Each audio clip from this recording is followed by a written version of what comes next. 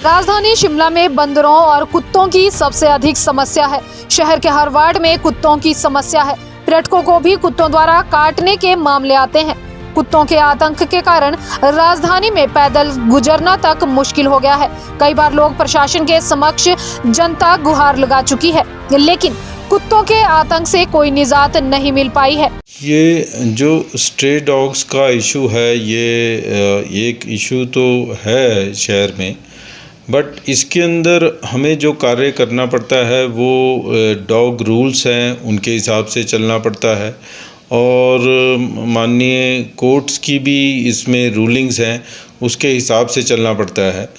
तो इस जो स्ट्रे डॉग्स हैं, इनकी पॉपुलेशन को कंट्रोल करने के लिए एमसी शिमला स्टरलाइजेशन का कैंपेन काफ़ी समय से चला रहा है और वो आज भी सक्सेसफुली पांजड़ी में हमारे डेडिकेटेड वेटनरी डॉक्टर हैं जो इसी कार्य को देखते हैं। उनके साथ साथ हमारे पास एक टीम है डॉग कैचर्स की, जिसमें कि ये लोग जो डॉग स्टरलाइज्ड नहीं होते हैं उनको पकड़ के लाते हैं, वहाँ पे स्टरलाइज करते हैं, उनको ऑब्जर्वेशन में रखते हैं और फिर उन्हें वापस छोड़ते हैं। तो जो डॉग रूल्स के हिसाब से और कोर्ट की रूलिंग्स के हिसाब से भी हम डॉग्स को डिसलोकेट नहीं कर सकते एक जगह से दूसरी जगह पर, जो कि जनरली लोगों की ऐसी अपील रहती है, रिक्वेस्ट भी रहती है कि यहाँ से हटा दो, इस एरिए से हटा दो। तो वो हम उसको हटा नहीं सकते, जैसे कि मैं बता रहा था। और साइंटिफिकली भी जो वेट्स हैं वो ये बताते हैं कि वो डॉग बिहेवियर के लिए भी ठीक नहीं है अगर उसकी डिसलोकेशन एक जगह से दूसरी जगह की जाए। दीनदयाल उपाध्याय अस्पताल की अगर बात करें तो अकेले इस अस्पताल में पिछले 4 महीनों में 439 कुत्तों के काटने के मामले सामने आए हैं। नगर निगम शिमला ने आवारा कुत्तों से निजात पाने के लिए शिमला में डॉग अडॉप्शन योजना शुरू की है, जिसके तहत निगम आवारा कुत्तों को गोद लेने पर पार्किंग और गार्बेज फीस की फ्री सेवा देता है। अब तक इस योजना के तहत करीब 150 लोग फायदा उठा चुके हैं, लेकिन शहर में समस्या अभी भी जस की तस बनी हुई है। अगर मैं आपको बताऊं कि टोटल कितने मामले आए हैं, तो ये हमारे पास पिछले 4 महीने का रिकॉर्ड है।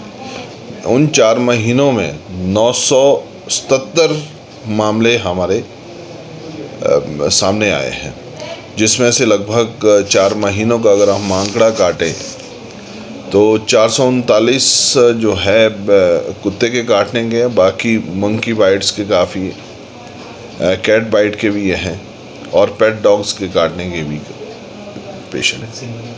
हम जो एडवाइजरी है वो हम समय समय पर बताते रहते हैं कि जब भी ऐसे आपके समक्ष मामले आते हैं तो पहले उस घाव को खुले पानी से और साबुन से अच्छी तरह से धोएं और लगभग कोई 3 से 4-5 मिनट तक उसे साफ़ करते रहना चाहिए।